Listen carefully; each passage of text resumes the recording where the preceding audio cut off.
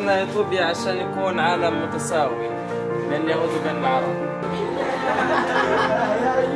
אם היה בעולם הזה שוויון וכבוד הדדי, בין אם אתה יהודי או ערבי, אז העולם היה מושלם.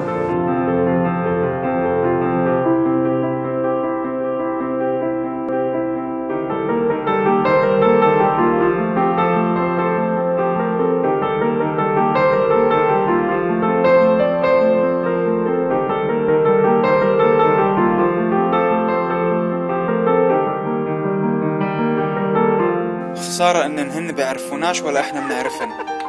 אם להגיד את האמת, אני לא כל כך התלהבתי מהרעיון בהתחלה. וכשעברתי את הסמינר הזה בעצם, אז ראיתי כמה הם בעצם חמודים, נחמדים, אז זה לא משנה אם הוא מדבר ערבית או עברית או רוסית או אנגלית או לא משנה מה.